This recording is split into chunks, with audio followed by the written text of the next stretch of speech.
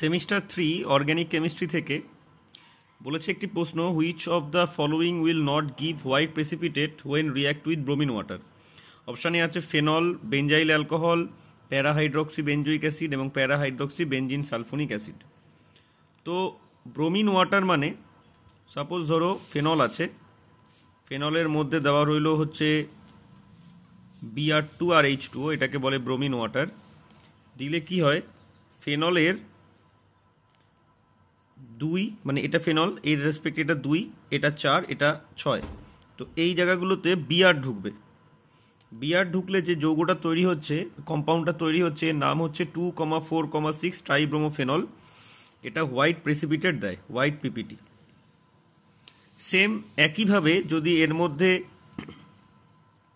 এই ফেনলের মধ্যে এখানে ফেনল আছে আর এখানে নিচে COOH আছে, এর মধ্যেও যদি আমরা সেম Br2 আর H2 দিই, ব্রোমিন ওয়াটার দিই, তাহলে এখানে CO2টা বেরিয়ে যাবে।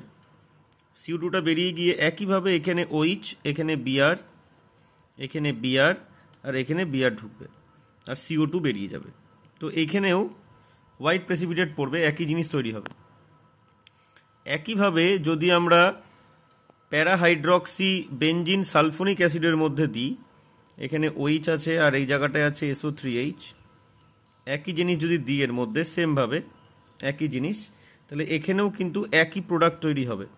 কি প্রোডাক্ট তৈরি হবে? OH, এখানে Br, এখানে Br, এখানে Br, আর তৈরি হবে হচ্ছে SO2 গ্যাস। তো প্রত্যেকটার মধ্যে হোয়াইট প্রেসিপিটেট হচ্ছে, কেবলমাত্র বেঞ্জাইল অ্যালকোহল যেটা আছে, বেঞ্জাইল অ্যালকোহল কিন্তু এই রিয়াকশনটা দেবে না, কারণ এটা ফেনল নয়। ফেনল হলে এই রিয়াকশনটা হবে, কিন্তু এটা বেঞ্জাইল অ্যালকোহল যেহেতু, তোর কিন্তু ব্রোমিন ওয়াটারের সাথে হোয়াইট প্রেসিপিটেট দেবে না। তো অ্যান্সার হচ্ছে বি।